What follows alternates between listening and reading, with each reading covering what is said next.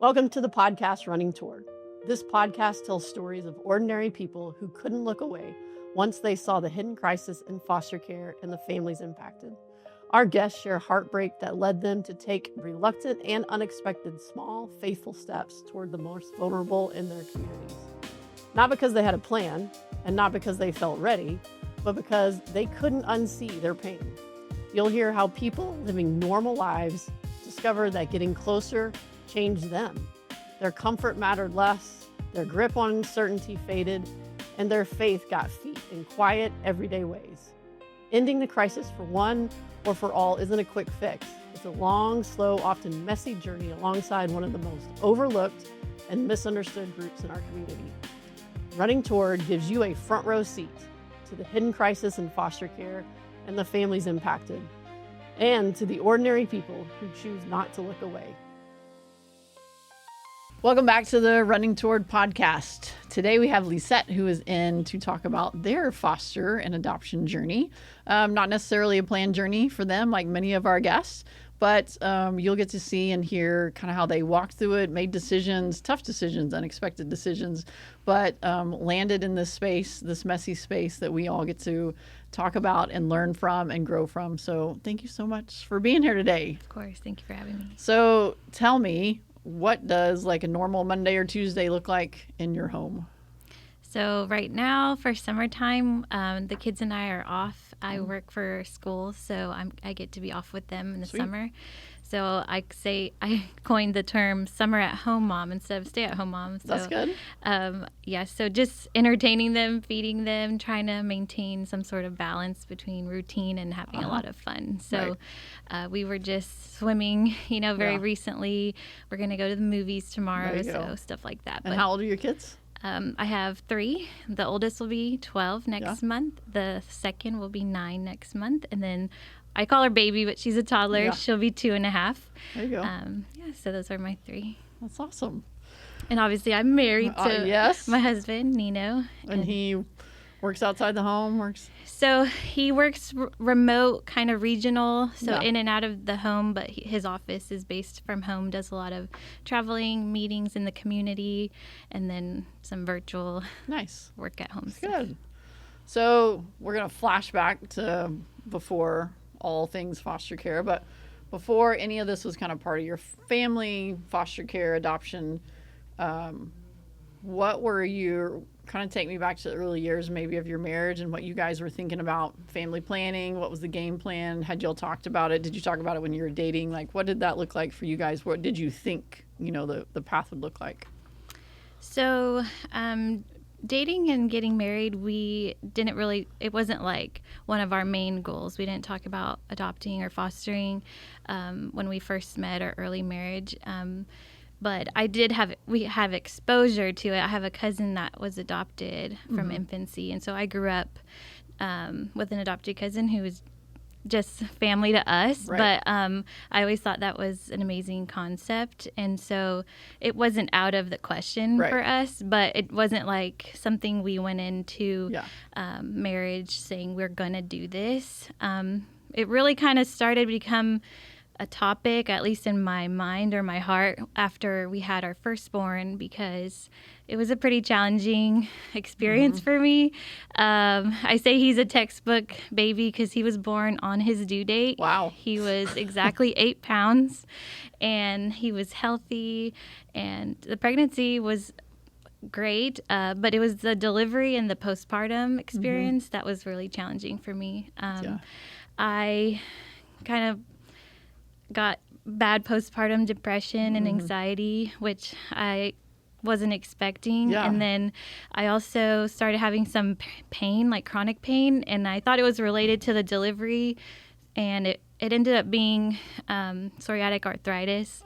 So I first thought it was related to the epidural because it was in my lower pelvic area. So it took a while to get diagnosed, but it was challenging, even just to hold and carry my baby in the car seat and feedings, and even leaning over the crib to like pat him to sleep.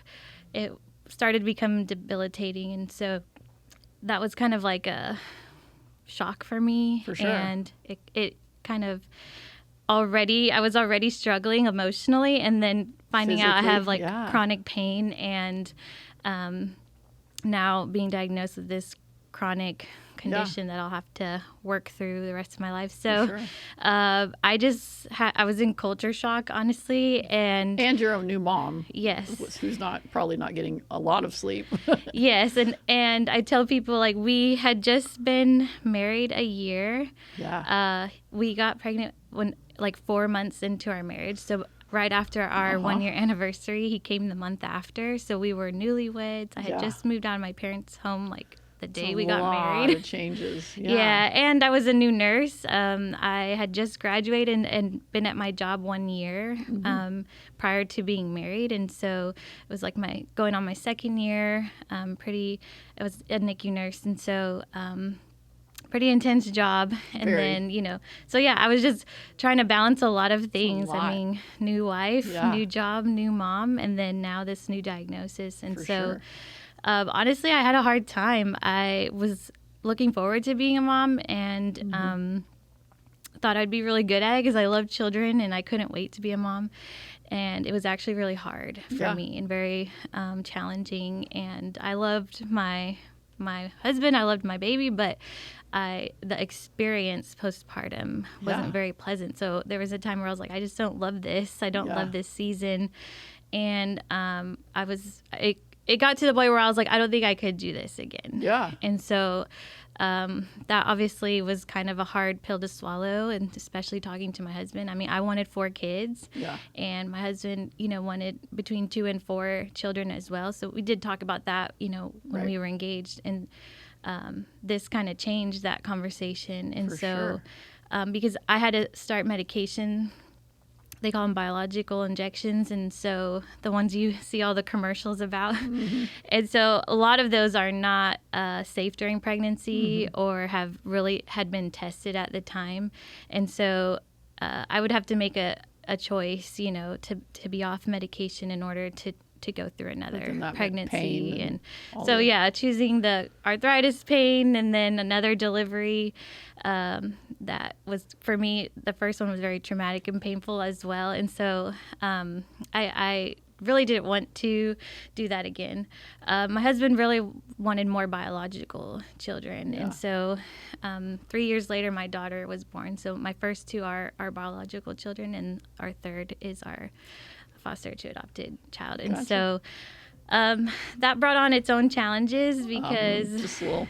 Yeah. The good thing is that we managed the whole like medication and condition. I mean, it was pretty hard, but for sure after that I was like, I cannot do this again. Like I barely made it through that one.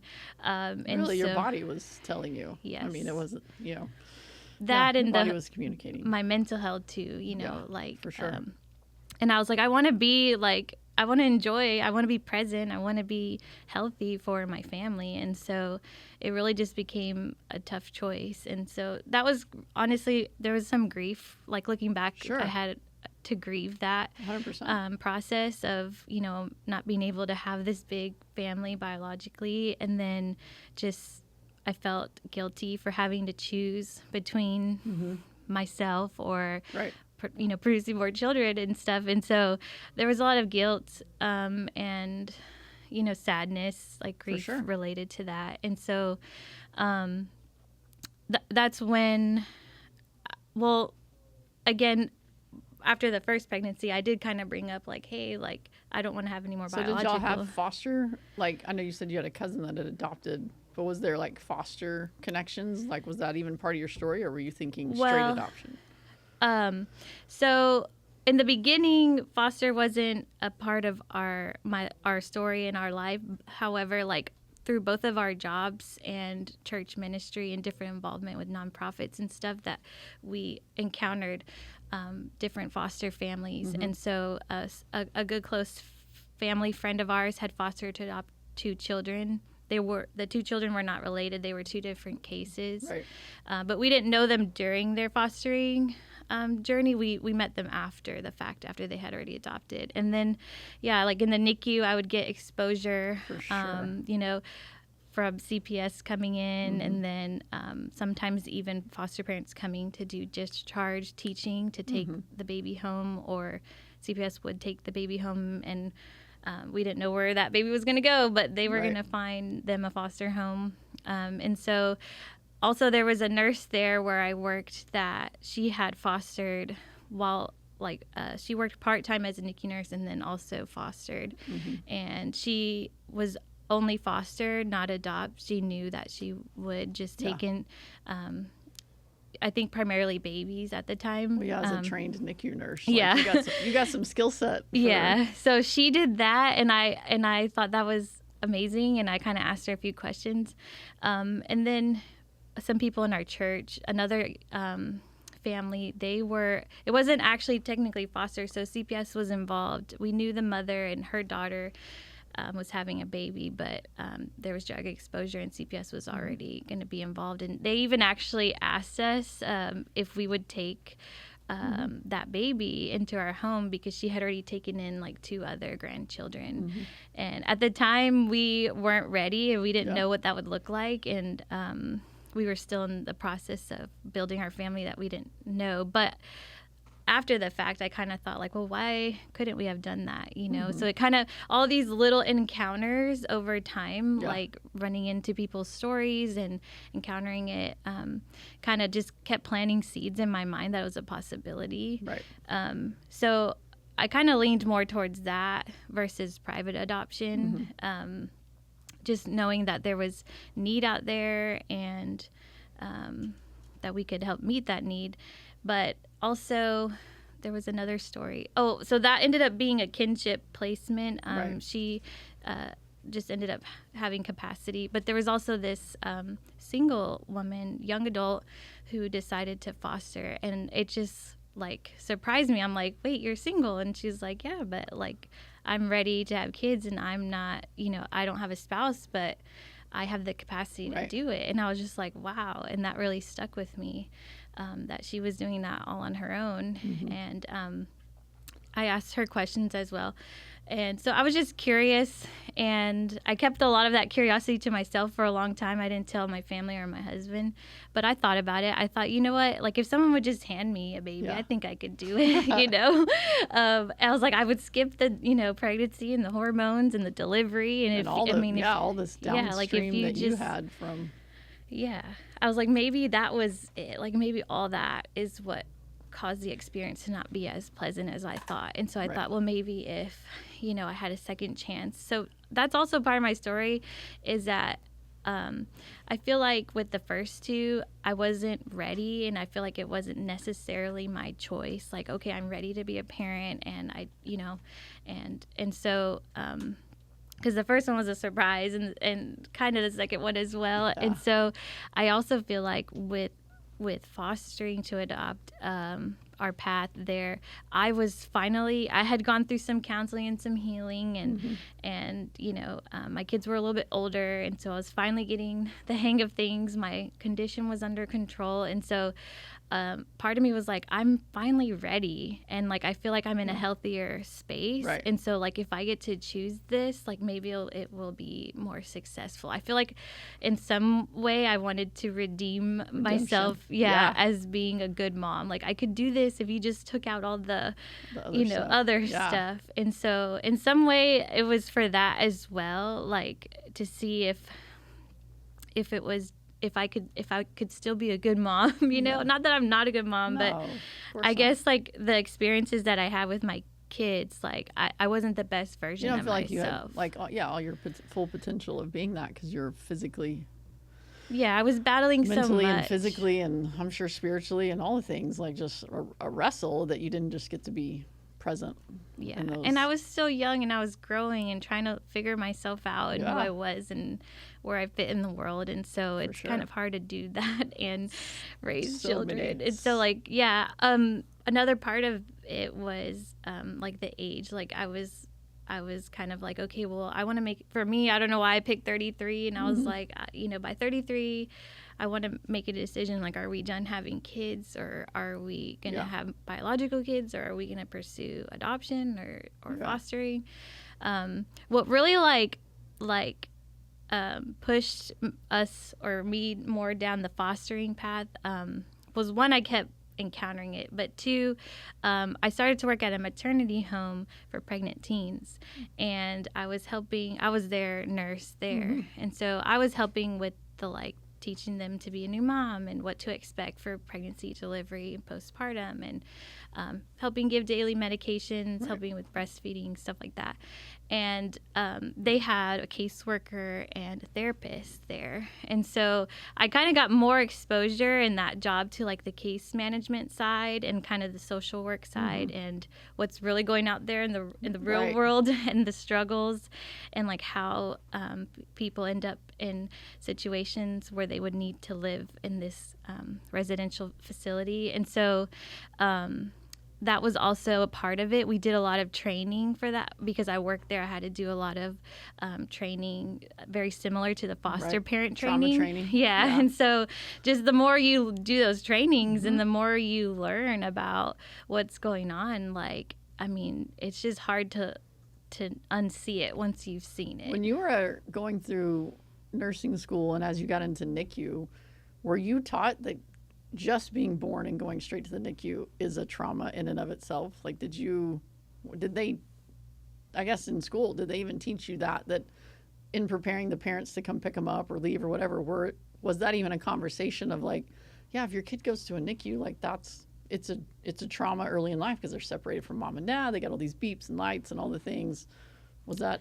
It really wasn't mentioned in that. So you really learned context. That in foster parent training then. Yeah. Even working there, I guess by the time we were fostering, I had been working there almost 8 years, Really? And so, yeah, it didn't really click all the time until you go to the training and then you're like, wow, they're there in this little bed and they're not getting the skin to skin and the hearing their voice. And they're separated by plexiglass and they have all these monitors and we're poking them and I don't know, I knew obviously that it was not natural and traumatic in the I guess physiological sense, but the emotional and the development and that trauma and that how that would affect them in the future.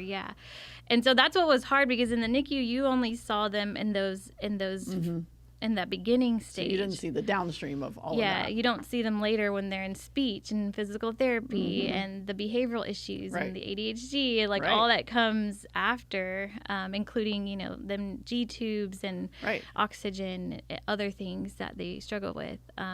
So that's another thing too. I mean, I was in this little bubble and it wasn't until I got more exposure out in the world that I started to just, the veil came down and I just started to see things and I was just so it's half of it was about us growing our family, but then the other, the more we got into training and met people and stuff, then it really became about this is a mission field. This is us being the hands and feet of Jesus and us being a safe, nurturing home for kids that didn't have that. And I would guess more empathy because of your journey and having biological kids, even seeing you had a husband, I'm sure you had a supportive family, all of those things, and realizing how hard it was those first few weeks, months of, after having kids and postpartum. And then now imagine that that's one of these biological moms who's single and has no community and when the cards start getting stacked against her, I would assume that would kind of open your eyes to more empathy for bio family, even seeing that side of it on a personal level. Yes, absolutely. And even though I had a husband and a church home and a family, extended family, there was some part of postpartum that I didn't go through pregnancy with anyone else. I didn't know anyone that was also pregnant. And so being a first time mom at home trying to figure out all these things, also there was also I need community and support, even though I had access to it. And so, to think that someone doesn't have access like I had can still be, I had access to it, but I didn't tap into it as much as I could have. But that was an option for me. Like Right. it was close by, and probably not asking for help and being more like advocating for myself is when I didn't like get that support. But I can't imagine if that wasn't even an option for Right. me. And Yeah. so, yeah, there's definitely a sympathy and an empathy of like, man, like it was tough with what I had. Right. If I had less, like, Yeah, of I don't course know you how would. people Yeah. do this. Of course you would struggle. Yeah. Yeah. So roll back a little bit. So you guys are ultimately realizing your physical body is like no go on this whole, like, this is not a good route for us. And your husband's like, he wasn't necessarily on the same page with foster care. What was the pivot point for him, for you? Like, how did you go from, I want more biological kids, but it's not looking like this, is a healthy path or good for my body? What was that turning point for you guys to go from, what we thought we were going to do to, okay, I think this is an open door in this pathway? Yes. So, we had just had a big anniversary. It was like our 10-year anniversary, and we went to New York, and I just kept wrestling with this. Like, I don't think, I'm done being a mom. Like, I think we have capacity for more, and I really want to revisit this fostering conversation, but we have to be on the same page. Like, we cannot do this journey if we are not on the same page. And so I was like, let me try again. So, like, we had just come back from this amazing trip, and, a fresh weekend of bonding and connecting and feeling in love again, right? And so I just shared my heart, and I said, look, I cannot let this little tug in my heart and this feeling that, and I said, we don't know until we try. Let's at least just go to an informational meeting. Right. And so there was a teacher at my job who they actually popped into the clinic and was like, hey, we're going to do the adoption for our son virtually. And my coworker knew her, but I didn't know her. And I was like, adoption, and I was like, okay. Because, again, it's always just been on my mind. And so I was like, yeah, I want to go. And so we went into the conference room down the hallway, and she had her, a few support people, and they sat in front of the computer with their future son. And they did the adoption right there with the judge and celebrated. And I was just in tears because I was like seeing it like really happen in front, and just seeing, I'm like, these are two great people that they both worked at the school. And so I'm like, they're both working and they're doing this amazing thing, and look how happy that little boy is. And so I talked to her about like next steps, and then I went and told my husband, and she said, the teacher was like, there's an information meeting at this church, and they were with one agency, and they were gonna try another agency that was recommended to them. And so she goes, we'll go with you. Like, if you go, like, we're going to go. So you want to come with us? And I was like, oh, even better. Like, we don't have to go alone.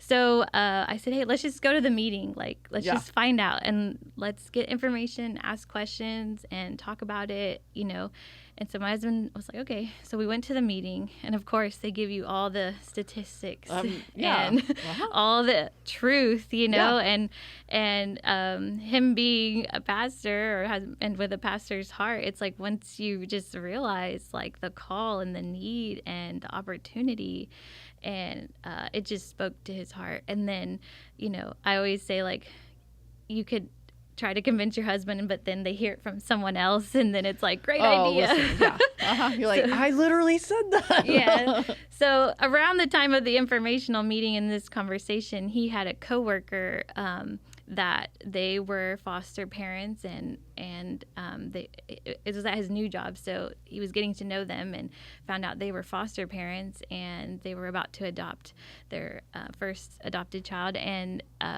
they were explaining everything to him and all this and their passion for it. And then my husband came and was like, yeah, I think it's a good idea. You're like, who came up with that idea? I was like, such a good idea. Like, whatever it takes for us to be on the same page. But yeah, I think going to those informational meetings and just kind of capturing the vision, and then getting the opportunity to ask questions like about your biggest fears or unknowns, and talk to other people that have done it, just really helped push us. Like, and then the crazy thing is, we went to that informational meeting in July, and then once my husband's ready to go, he's ready to go, because then we got our daughter that next, like, October. I mean, we were licensed in 3 months. Dang. And then we got her October 1st. So it was like this long journey. And then once he said yes, it was like full speed ahead. So what were some of y'all's fears, like yours or his or both, walking into that meeting, either spoken or unspoken? Like, what were some of the things that you were like, I don't know if we can do this because whatever? Yeah. So for my husband, I think he did really obviously want the idea of like biological children, carrying the bloodline, carrying the family name, and seeing yourself and your child, as they grow up. And so that was like, I think, the main pull toward biological children. But so I think that's what stopped him, was like kind of just having that narrow mindset. But one of the fears that I had was, our first 5 years of marriage, welcoming 2 children and just kind of going through getting used to a family and raising a family and settling in to adulthood, really. They were challenging. And so we went through a lot of ups and downs. And then we finally were getting to a place of stability and, reconnecting and enjoying life and growing, in our careers. And so one of my fears was like not wanting to go backwards, where we took on a challenge or a new child into the mix, and then it kind of like takes us back to the past of where we're fighting again. And, there's just disconnection because we're on 2 different pages, and the caseload, the workload of it is just too much, us having full-time jobs and 2 children, So I think that's the biggest fear, is like, is this going to set us back from the growth that we had as a family and a marriage? And so we kind of just made, this commitment to each other, where like, if we feel like during this journey we're getting pushed back to that anywhere close to moving that far backwards, kind of, I say, like, no man's land, like I don't want to go there again, then we would like put up a flag and like, okay, like we need to protect what we've built and reevaluate this decision. So I mean, the I don't like to say this, but like with foster care, at least there is in some level an out. So like if you're like, hey, like this placement just is not working, or if you're given the option to move forward with adoption, you can say no. I mean, it's obviously traumatic, and not always ideal to like end a placement or not get to be their forever home if they've been with you for a while. But just knowing that there was that option of like, we could always like pivot, was a good thing for us, kind of knowing like we had an option to walk away or say no, like if it was just getting too hard. And I don't mean like we knew we were signing up for hard, but not going back to that space in our life that no one was happy. And and ultimately foster care is not adoption, because 50% of the cases end up with reunification or move to a relative caregiver. And so there are a lot of cases that you're literally just, we use the language, the alliance, like you go into foster care to give your family to a child, not to get a child for your family. And so there's a lot of ways that you can, serve that child. And we've had many foster families on this podcast, even, that had hard placements and they were just, gutting it out till whatever happened, whether it was reunification or whatever. And they did their time, but they knew that was not, wasn't a forever kid, or maybe even couldn't be a forever kid, but they served that child and they gave them a sense of family and belonging. And then, that's one of the many ways that you can serve in foster care, to your point, is that it's not, you say yes on a Tuesday to that phone call. It's not a lifelong commitment. I mean, it might be, but it doesn't necessarily mean that it is. And that is just kind of the nature of foster care, is there's unknowns. Yeah. And even if you want it to be, it may not, because the decision, because the judge is the one that ultimately decides. Yeah. And obviously that's another fear too, is like, well, my husband's like, well, what if we fall in love with this kid and then they have to go back to their family, or whatever. And it's like, I know, but that's the risk you take because like you said, like you're giving a family and love and attachment to kids that deserve it. And so, like it's going to hurt if you give part of your heart to a kid and then they do leave your family, your life to reunite with their family. So I think that was one of his main fears is like, what if I, give my whole heart to this kid and then my heart's broken? And it's like, well, that's part of it. And we'd have to be okay with that. Yeah. And that's so common. And we tell people all the time, we're like, yeah, but you're the adult. And that kid's going to lose the same thing. That kid's losing stability and all the things that, piece of a person. And they got to do it as a 2-year-old or a 5-year-old or a 10-year-old and get moved. They have just as little control. We have the understanding. You have a fully formed brain and can, do all the things. So it really is about that mindset going in is like, we're going to give our family to this child. And knowing full well that it's going to cost because it always costs when you're in a relationship. And really the only people that don't do relationships are psychopaths and they're clinically diagnosed for that. Like we all are in every facet of our life. Any relationship is going to cost us at some point because we're all imperfect people in relationships. Yeah. So. Yeah. And another concern was like, well, what about how would our kids react? And and so like, we chose to pick younger than our biological kids to keep the birth order, to keep the oldest, middle, and then so that was important to us. Some people don't do that, but that was important to us because again, we were going into it with adoption in mind. A lot of people are like, we're foster only. Yeah, like you're it's person. So we always had that, like, yes, we understand they may come and go from our home, but if the option arises. If the option arises, we are willing to be a forever family. So we kind of thought about that long term. But honestly, I know this is not a question, but it was the best decision that we made. And it's like you don't know until you get there. And so like all of those fears, it's like once you're in it and you have those two little eyes looking back at you, it's like you forget all that. You forget all the information and the worries and the statistics and all that. I mean, like once they're in your arms, it's like, okay, I'll do anything for you. Yeah. So in that journey, it sounds like you both had faith was part of the journey throughout. How did your view of God, your view of faith, your view of relationship, like how did all of that change as you went from biological parenting to foster parenting to ultimately to adoption? Did that have an impact on your faith, your relationship with the Lord?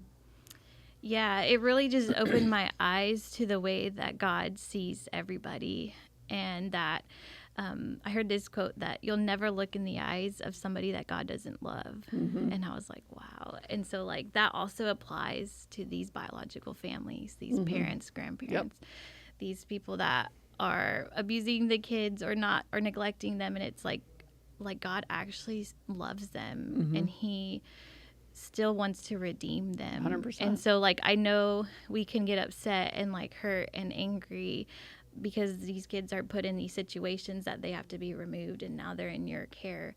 But just knowing, just seeing this space, this foster care space through the eyes of God and just, it really just changed like that perspective. And honestly, knowing that our daughter's parents were homeless and we even knew like the general area, like even now, like when I see homeless people on the corner, like I have compassion toward them because I'm like, what if their children are in care and they lost They've never seen them. And even I'm looking for potentially like our daughter's parents, like, is that you?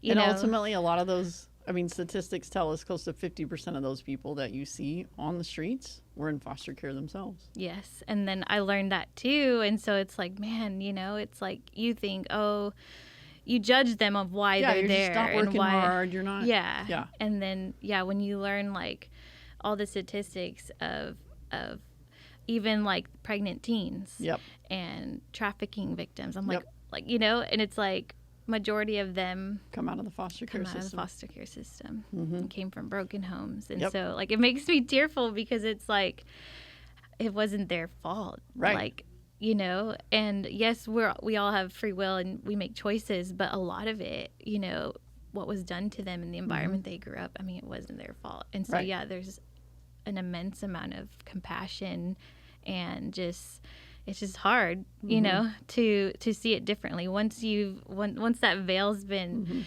put down, I mean, it just changes. Yeah, you know? You see people in a different light. That was completely my experience also of just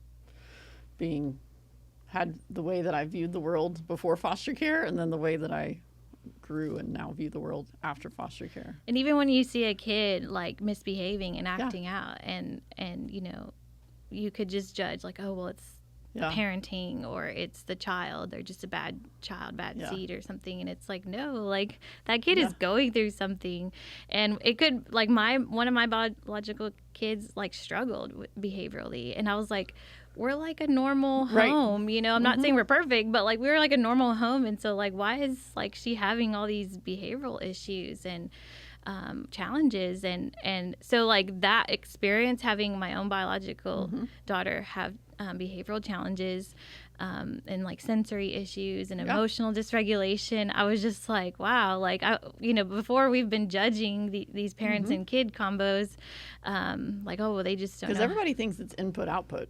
Like, well, if you just control the inputs, then you'll get the outputs. I'm like, there's a lot between there. Yeah.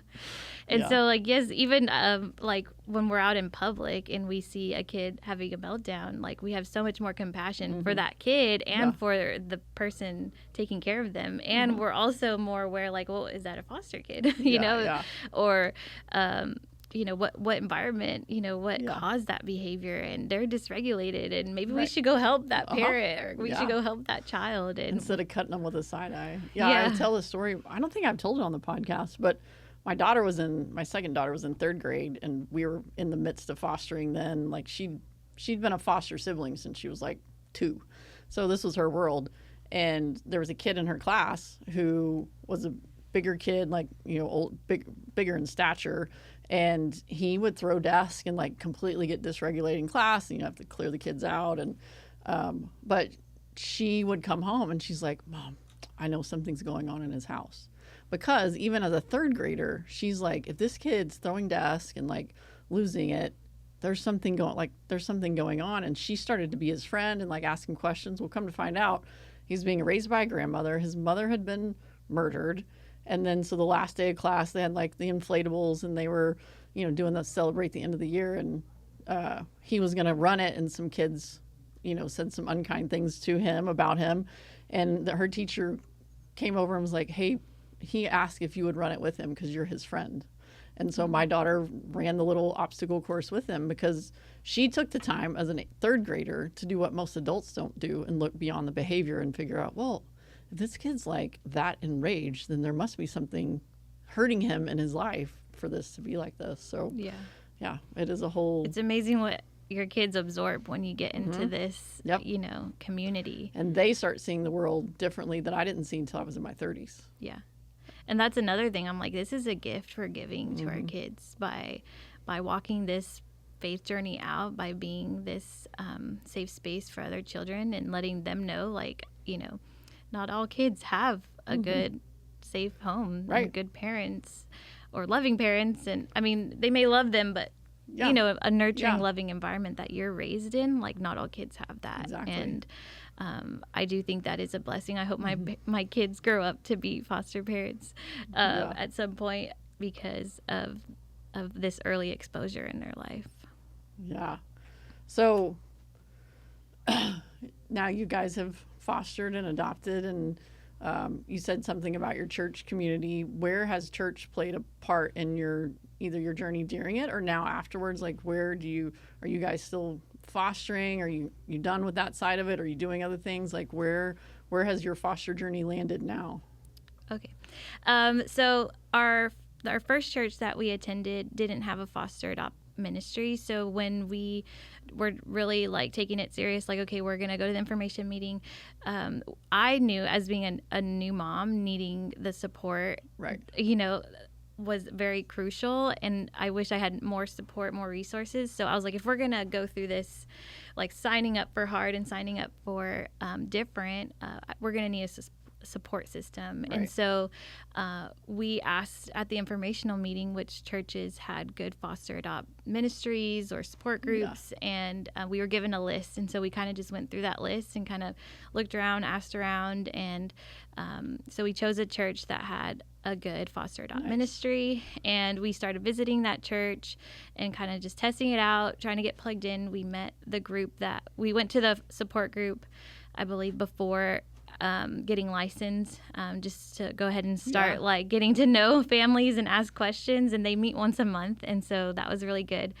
And we were there probably only a month. We joined a life group with some other foster families, and so we were only there about a month, and then we ended up getting our first placement. So it was perfect transitioning. We That's like the playbook. That's like what every foster family should do: is find community, go to get connected, and then foster. Yeah, that is like I highly recommend it. Yes, because when we got our placement, I mean, this group is so tight. They all know what to do. Yeah, they know what to do, but then they made meal trains and Amazon wish lists and helped a little bit financially, and so just already being plugged in versus like going through that alone and then trying to backtrack and find a community while you're like in the middle of it, while you're not sleeping. With all the visits and all the paperwork, it helped because we asked what's a good pediatrician, what daycare takes the funding, and we got all those answers. So by the time we got our placement, we knew where we were going to go for all those things, and so that was extremely helpful. And so we made that big transition, move from one church to the other, solely based off fostering. That's and we are still there, and we're in the same life group, and we're doing really well. But we did decide after adoption that we were going to take a break. We adopted her. We got her at 3 days old. She was about 17 months when we adopted her, and so we just hit our 1 year anniversary in March. And so I was like, we're gonna get into those terrible 2s and 3s, and we're both working full time, and my son's in soccer, my daughter wants to do dance, so we just have like a lot on our schedule. And so I was like, we got to get through potty training and all that. So I was like, you know what, let's take a break. Our goal would have been 4 kids total, and so like I was like, I think we can handle 4, 2, even numbers. And so we're open to possibly opening our home again. But right now in this season, we just want to take our time and enjoy this season. But I definitely told my husband, we cannot, leave this foster space. There's just too much, like, to do and to serve and to be that, even if we're not an active foster home, like taking in placements and doing the full thing, we need to stay plugged in. We need to do something. And so there was on Foster Sunday at our church, there was a presentation about different ways that you can get involved. And so one of them was the Don't Go Alone program, where you become a mentor family for a young adult who aged out of foster care. And so once we heard that presentation, I was like, that's it. I'm like, that's what we can do. Like we can be a mentor family. Like we can invite someone to our lives, invite them over without them having to live with us full time or do paperwork and visits, like the full experience. This would be another way to plug in. So we talked about it for a little while, prayed about it, and then went to an information session and then signed up, did the training, and we do have a young adult who we mentor, and so we're on that journey. We're still involved in the monthly support group, and anything that can help in that space. We're on the I forgot the name, the APN network. Alliance Prevention Network. Yes, and so we are part of that through our church as well. So when those requests come in, if we're able to support a need and help deliver a bed or a crib or high chair and connect with a family, I think we've done 3 so far. Nice. And so yes, like anyway, obviously if a wish list comes in or if a meal train comes in, we definitely always jump on supporting those families. And so, but right now we're gonna do the mentorship family program. And and that's the beauty. That's what I loved about your story, was that one, fostering was not necessarily on your life plan goals, mine either. Then you get into it, and like me, you're like, whoa, like whole new world I just now see, and then I can't unsee. And then you just kept, as the Lord led, you're just like, we're gonna foster. Okay, now we're gonna pause this season, but there's still kids. Oh, we can mentor. Oh, we can start. Like, you just kept finding ways, and I think that's the story that a lot of people don't know. They're like, oh, I can never foster. Okay, don't foster. There's a million other ways that we can get you plugged in to serve in this space. You go be a mentor, go serve a kinship family with a, car seat and a stroller or something. Like, there's so many. Do meals, set up an Amazon wish list for the foster families in your church. Or just be a respite provider, babysitter. Yes. Like, we've told our foster adopt group, our support group, we're like, hey, like, we're still CPR certified, and if y'all need something, like, feel free to reach out. Yeah. If we have the capacity to help, we will. And we're like, we know what that's like, needing approved people. So I'm like, we're open to that as well. Yeah. Well, that's awesome. Well, I think we've pretty much hit everything in your story. Is there anything else that we did not touch that you think all of our listeners should hear?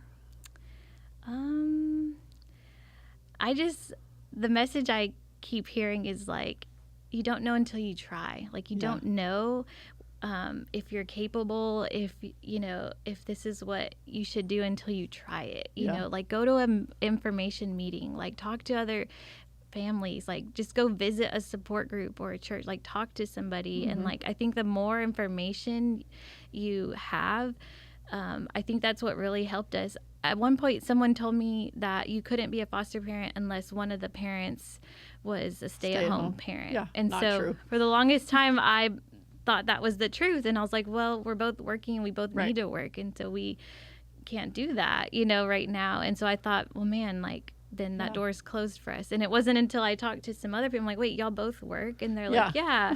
And we're like, well, how does that work? And they're like, well, I mean, if you both work, they'll help with childcare and they work around your schedule with, like, a different stuff. And so I was like, oh, wow, And so I just think if it's something that you're considering, like, just keep asking, keep being curious, like, and just take that leap of faith. Like, it's so worth it. I mean, we can't imagine our life any different now. And I think some part I didn't mention was some of our extended family were like, no, like, don't do that. Like, why would you want to do that? They're like, you've already been through enough and you can barely handle your own kids. And they're like, why would you do fostering? Like, why not private adopt? And they were like, like, this affects the entire family, not just all you. Out of love, right? And mostly. I mean, a lot of it is like concern for me and concern for our family Yeah. and for them. When you already have a good thing going, right? And so, like, I get where they came from, but it was kind of hurtful sometimes because it's like, well, I have this desire, and I feel like God gave me that desire, and I feel like it's an obvious need that, like, needs to be met. And so, like, it was kind of challenging to have people that I love tell me not to do it. And so I think in my personal journey of, like, discovering my own voice and, like, not being a people pleaser and just doing what I feel is audience of one. Is what I'm called to, and walk it out in faith. And I kind of went against some advice of different people, and I'm so glad I did, and now they're happy, like, I think it was just fear. And so they love her, and she's family forever, and it's been a beautiful experience for my whole family. And so I know there's different reasons why not to do something, but if you really feel called to it or tugged toward it, like, just pursue it. I mean, it's so worth it. Even the families that we know that have had reunification, I mean, it's just a growth in your life and in your walk. And it's like you don't regret knowing them. And, even if it was only for 6 months or 11 months, I mean, they're part of your life and your heart forever. And so I just don't see it as a bad decision in any way. Like, even if it's just babysitting or meals, I mean, you're serving people that are doing the hard work. And it's like, we need, and that's another thing, I was, like, surprised that more churches aren't involved, that they're not promoting this, and that they're not, that there's not ministry in every church, that there's not information meeting at every church. That you would think, right? If you read the Bible, you're like, oh, this is kind of kind of what Jesus did when he was here. This is kind of God's heart. Like, he really cares about those that society is basically like pushed to the edges, and the vulnerable, and the, especially kids. I mean, Jesus had a very soft spot for kids, and to then have his bride, his church, not see them, not prioritize those that are in this foster space. Yeah, it is. Yeah. So that part wild. Really I struggle with, because I'm like, that breaks my heart. And so I've just become like an advocate. Like, I'll repost and share, and as many people I can talk to about this community and the needs that are there is like how I feel like I'm contributing. And I mean, I do hope that more churches, that their eyes are open, more pastors, their eyes are open to the biblical calling, For sure. And that is there.